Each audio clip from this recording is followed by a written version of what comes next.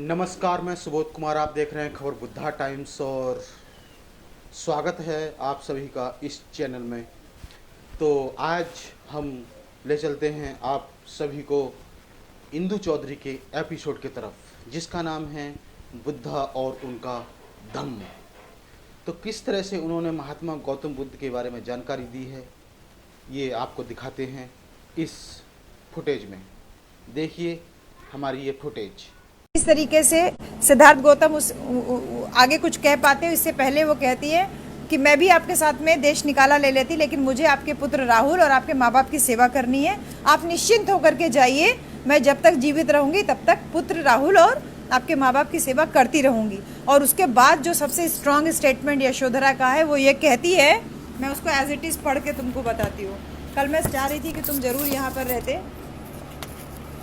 बहुत ज़बरदस्त जो बात वो बोलती है, वो कहती है कि अब मैं इतना ही चाहती हूँ। हाँ, ये कहती है कि अच्छा होता यदि ऐसा ना हुआ होता, लेकिन स्थिति का सामना करने के लिए साहसी और वीर होना चाहिए। तुम अपने माता पिता पुत्र की चिंता मत करो, मैं जब तक जीऊँगी उनकी देखभाल करती रहूँगी। फिर कहती है, अब मैं इतना ही चाहती हूँ कि जब तुमने सभी निकट संबंधियों को छोड़ करके प्रवजित होने जा ही रहे हो, तो तुम किसी ऐसे नए जीवन पथ की खोज करो जो मानवता के लिए कल्याणकारी हो।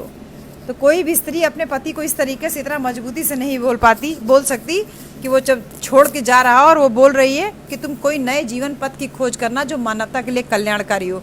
इसी से प्रेरणा लेकर के तथागत गौतम बुद्ध वहाँ से निकलते हैं। और इसके बाद जो घर निकाला की जो घटना है, इसको बोला जाता है महाअभिनिष्क्रमण। क्या बोलते हैं? महाभिनिष्क्रमण। वैसे तो संधि विच्छेद करके मैंने बोला है, महाभिनिष्क्रमण बोलते हैं, महाअभिनिष्क्रमण। महाभिनिष्क्रमण ये तिथि थी महाभिनिष्क्रमण की आषाढ़ मास की पूर्णिमा की। आषाढ़ पूर्णिमा आने वाली है। आषाढ़ का महीना यानी जुलाई का महीना होता है बेटा। अभी जुलाई की पूर्णिमा आएगी। अगर हम जुलाई की पूर्णिमा तक यहाँ रहे तो हम लोग उसको एक उत्सव की तरह मनाएंगे, क्योंकि वही एक तिथि ऐसी है। 5 महत्वपूर्ण बातें हुई हैं आषाढ़ की पूर्णिमा को। पहला तो ये महाभिनिष्क्रमण, जिसको बोलते हैं गृह त्याग। दूसरा घटना, जब तथागत को ज्ञान प्राप्त हुआ, जब वो बुद्ध बन गए, तो उनको बुद्ध को ज्ञान प्राप्त हुआ बुद्ध पूर्णिमा के अवसर पे, यानी जो मई में पूर्णिमा पड़ती है। तो वहाँ से उन्होंने तय किया कि मैं अपने 5 भंते लोगों को, जो मेरे साथी थे, उनको मैं ज्ञान दूंगा। तो वहाँ से वो चले, बोध गया से आते आते उनको 1.5 महीना लग गया सारनाथ। तो सारनाथ जब वो पहुँचे तो वो आषाढ़ मास की पूर्णिमा थी। और उसी दिन उन्होंने अपना पहला जो सरमन दिया, अपना जो पहला उपदेश किया 5 भिक्षुओं को, वो आषाढ़ मास की पूर्णिमा ही था। इसीलिए वो महाभिनिष्क्रमण की जो घटना है वो भी आषाढ़ की पूर्णिमा है। तीसरी घटना जो महत्वपूर्ण है, तथागत गौतम बुद्ध महामाया के गर्भ में आषाढ़ मास की पूर्णिमा को ही आए। 3 घटनाएं हो गई। महामाया ने गर्भ धारण किया किस दिन? आषाढ़ की पूर्णिमा को। तथागत बुद्ध ने गृह त्याग किया आषाढ़ की पूर्णिमा को। और पहला जो उपदेश किया वो भी आषाढ़ मास की पूर्णिमा को। ये आषाढ़ चल रहा है, ये मौसम जो महीना चल रहा है, ये आषाढ़ चल रहा है।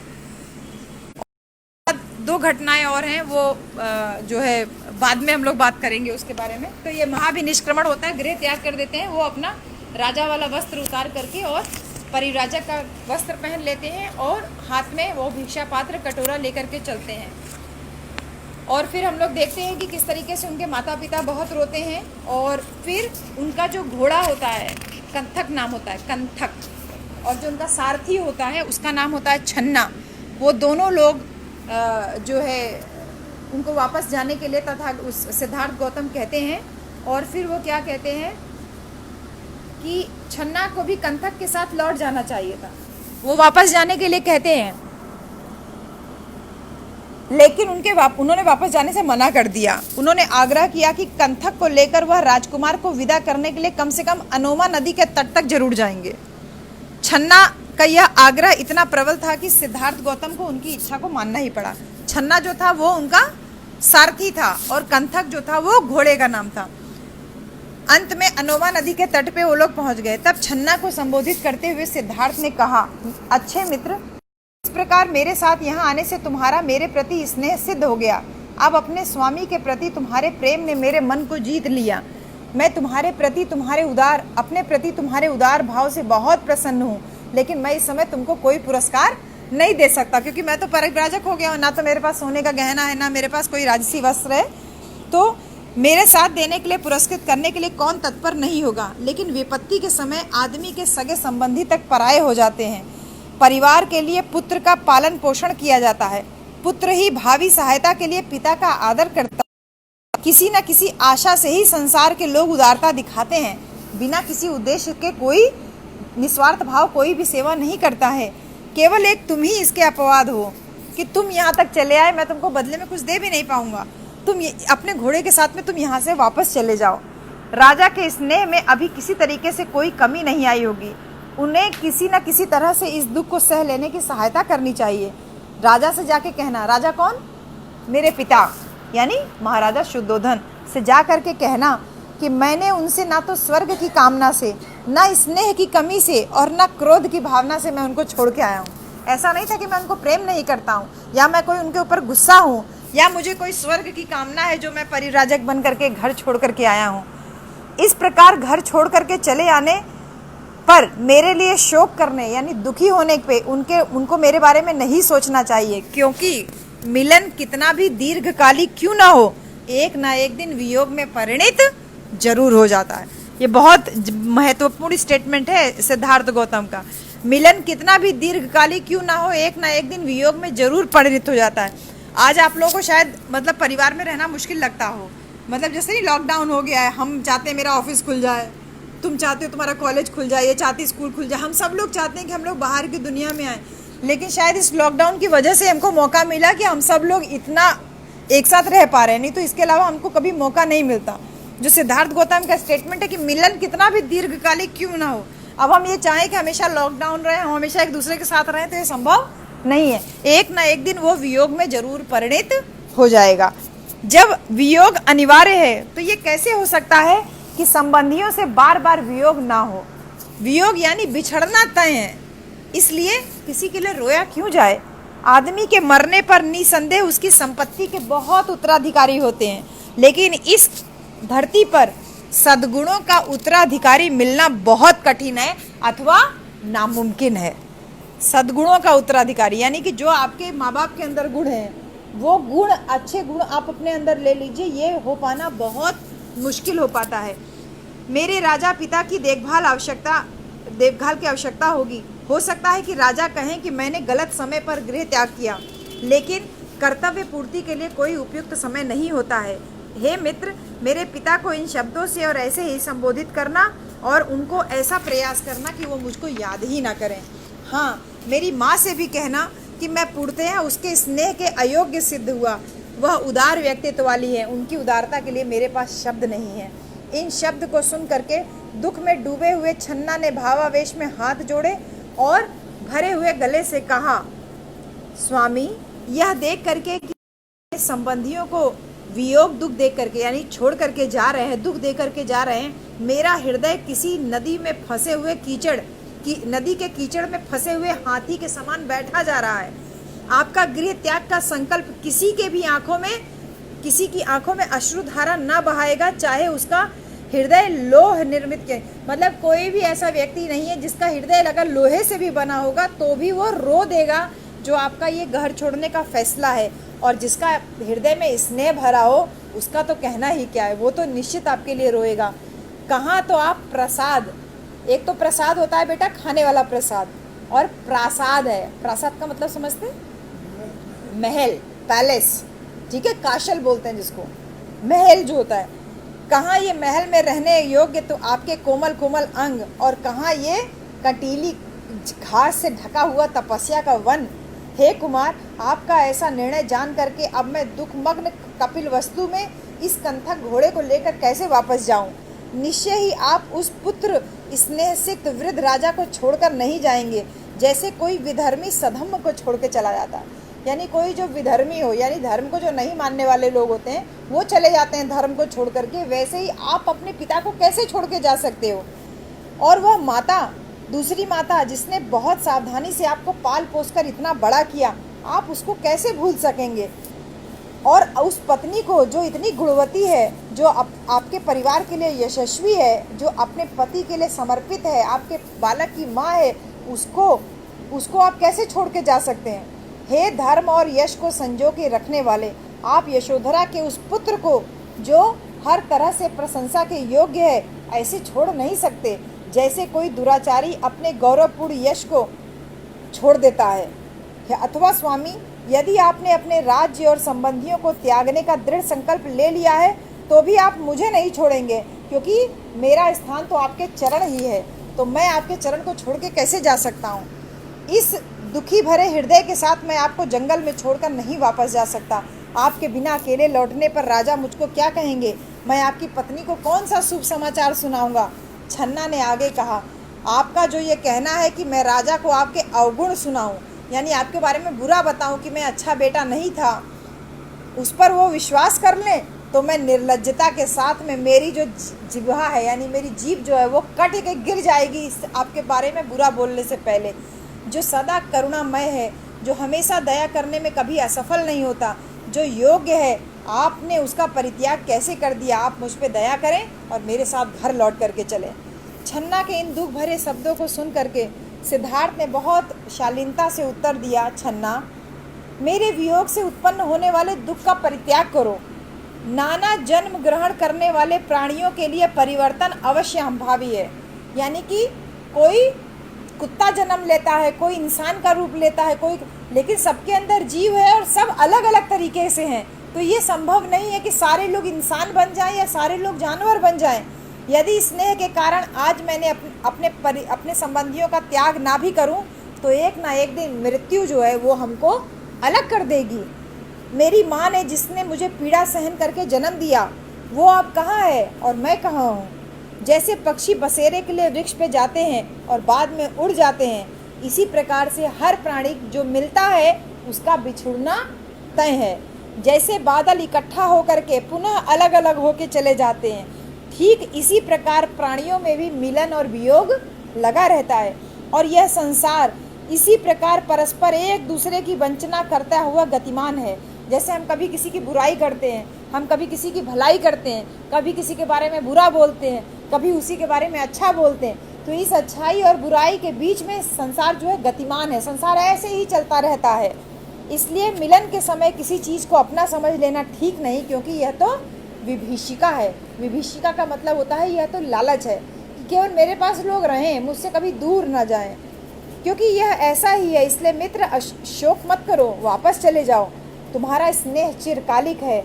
जाओ और जाके बाद में वापस लौट आना, बिना मुझे कुछ कहे। कपिलवस्तु से कहना कि मेरे लिए अपना प्रेम जो है वो छोड़ दें और मेरा संकल्प याद रखें। जब स्वामी और सेवक के बीच वार्तालाप सुना तो उस श्रेष्ठ कंथक अश्व ने भी अपनी जिह्वा से, अपनी जीभ से अपने स्वामी के चरण चाटे।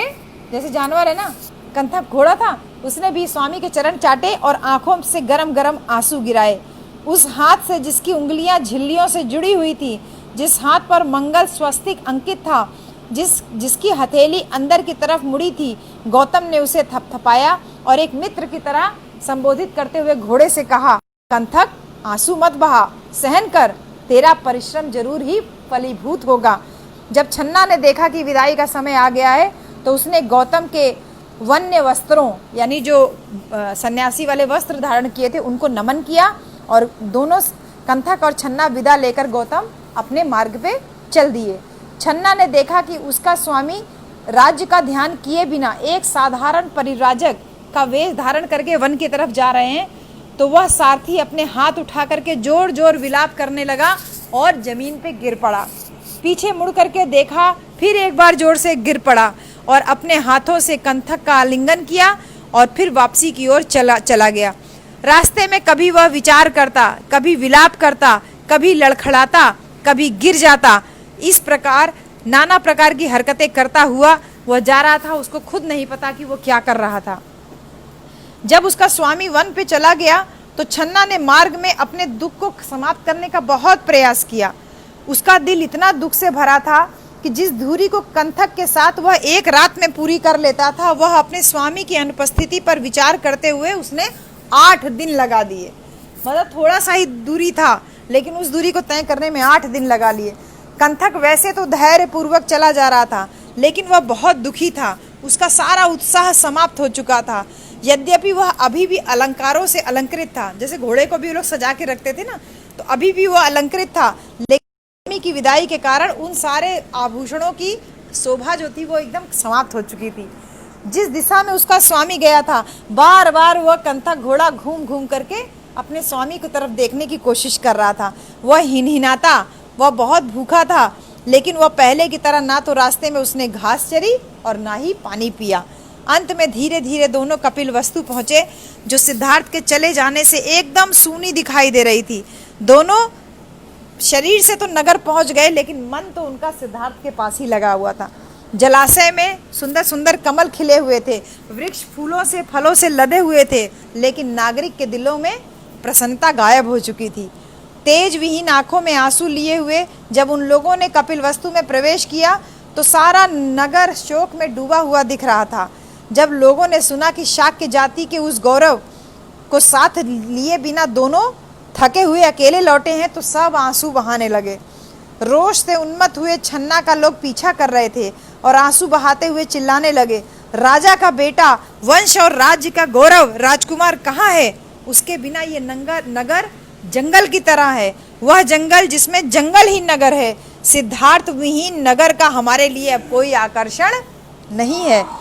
स्त्रियां खिड़कियों की पंक्तियों पे आके खड़ी हो गईं और एक दूसरे से कहने लगी, लग रहा है राजकुमार लौट आए हैं। लेकिन जब उन्होंने देखा कि घोड़े की पीठ खाली है, तो उन्होंने अपनी खिड़कियां फिर से वापस बंद कर ली और जोर जोर से विलाप करने लगी। तो इस तरीके से छन्ना और कंथक एपिसोड खत्म होता है। अब घर में उनके क्या होता है? सिद्धार्थ गौतम तो गृह त्याग कर दिए, चले गए। अब उनके घर में जो स्थिति है, सुद्धोधन के परिवार के लोग बहुत उत्सुकता से इस आशा में प्रतीक्षा कर रहे थे कि शायद छन्ना जो है सिद्धार्थ को समझा बुझा के वापस ले आएगा। राजकीय अस्तबल यानी जहाँ पे घोड़ों का जो बांधने का जगह था, वहाँ पर प्रवेश करते ही कंथक बहुत जोर से हिनहिनाया, जैसे लोगों को बता रहा है कि मैं अपने स्वामी को लेके नहीं आया। जो लोग राजमहल के भीतरी भाग के पड़ोस में थे, उन्होंने सोचा कंथक हिनहिना रहा है, जरूर राजकुमार वापस आ गए। और वे स्त्रियां जो दुख के मारे होश आवाज भुलाए पड़ी थी, मारे प्रसन्नता के तेजी से महल से बाहर आईं, लेकिन उनको निराशा हुई क्योंकि कंथक बिना राजकुमार के आया था। सारा संयम त्याग करके गौतमी चिल्लाई और बेहोश हो गई। जोर से चिल्लाने कहने लगी, जिसके लंबे लंबे बाहु हैं, बाहु का मतलब जिसके लंबे लंबे हाथ हैं, जिसकी सिंह के समान चाल है, जिसकी शेर के समान चाल है, जिसकी वृषभ जैसी आंखें हैं, जो स्वर्ण के समान सुंदर है, जिसका वक्ष स्थल बहुत चौड़ा है, जिसके स्वर मेघ गर्जन यानी जैसे बादल गरजते हैं, जिसका स्वर मेघ गर्जन के समान गंभीर है, क्या ऐसे शूरवीर को किसी आश्रम में रहना? यह यथार्थ से महत्वहीन वसुंधरा है। ये जो धरती है बिल्कुल महत्वहीन हो गई है, क्योंकि जो सद्गुणी व्यक्ति था वो हमको छोड़ के जा चुका है। उसके दो कोमल पैरों की उंगलियों के बीच में सुंदर जाली है, जिनके गट्टे नीले कमल की तरह कोमल हैं, जिसके बीच में चक्र बना हुआ है, वह वन की कठोर भूमि पर कैसे चलेगा? कभी आप लोग कुशीनगर जाइए तो कुशीनगर में यही जो वर्णन कर रही है, यही वाली मूर्ति लेटी वाली मुद्रा, क्योंकि कुशीनगर में तथागत का परिनिर्माण हुआ था, उन्होंने शरीर त्यागा था, तो उनकी जैसे गुड़िया जिस मुद्रा में लेटी है, बिल्कुल यही मुद्रा में वो तथागत ने शरीर त्यागा था। और बिल्कुल वैसे ही उनके पैर की उंगलियां लंबी लंबी, उनका हाथ भी आम साधारण मानव से ज़्यादा लंबा था, तो ऐसे घुटने के पास उनका लंबा बाहु ऐसे पड़ा हुआ है, और पैर की उंगलियों के बीच में ऐसा गोल सा चक्र बना हुआ है। ऐसे चक्र पैरों में, इस जगह पे पैरों में पूरा चक्र बना हुआ है, वो पूरा एकदम साफ साफ दिखाई देता है। जैसा था वैसा ही वो उन लोगों ने मूर्ति में बनाया हुआ है। तो जो शरीर महल की छत पर बैठने या आराम करने योग्य है, जो मूल्यवान वेशभूषा चंदन का लेप लगाने योग्य है, वह उन जंगल में कैसे रहेगा जहाँ पे गर्मी है, जहाँ पे उष्णता है। जैसे ये जो मौसम है ना, उष्णता वाला मौसम है, जो बहुत जिसमें गर्मी बहुत ज़्यादा होती है, जहाँ वर्षा का प्रकोप है, जिसे अपने कुल, शील, शौर्य, बल, पावन विद्या, सौंदर्य और तारुण्य का गौरव था, जो हमेशा देने के लिए तत्पर था, वह अब दूसरे से भिक्षा कैसे मांगेगा? यानी जो हमेशा दूसरे को देता है, आज वो कैसे भिक्षा मांग करके अपना जीवन यापन करेगा? जो हमेशा बेदाग सुनहरी बिस्तर पे सोता था, जो रात्रि में मधुर वाद्य संगीत से उठाया जाता था, वह मेरा तपस्वी अब केवल एक वस्त्र बिछा करके कठोर पृथ्वी पर कैसे सोएगा? इस प्रकार दयनीय विलाप सुन करके स्त्रियां एक दूसरे को गले लगाकर ऐसे आंसू बहाने लगी जैसे लताएं फूलों से मधु गिराती हैं। यह भूल करके भी वह उसे खुशी खुशी जाने की अनुमति दी थी। यशोधरा भी सुध-बुध होकर के जमीन पर गिर पड़ी। मुझ जैसी कर्तव्य परायण धर्म पत्नी को छोड़ करके वह कैसे चले गए? वह तो मुझे विधवा बना गए। वह अपनी धर्म पत्नी को अपने नए जीवन में जीवन संगिनी बना सकते थे। की कामना नहीं है, मेरी बस एक इच्छा रही है कि मेरा पति मुझे इस लोक और परलोक में कभी न छोड़ के जाए। यदि मैं विशाल आंखों वाले, आभा युक्त मुस्कुराहट वाले, उस तेजस्वी मुख वाले व्यक्ति को देखने के योग्य नहीं हूँ, तो क्या ये बेचारा राहुल भी अपने पिता की गोद में लेटने के योग्य नहीं है? मुझे बहुत खेद है। उस वीर के कोमल सौंदर्य के भीतर क्या इतना कठोर हृदय था?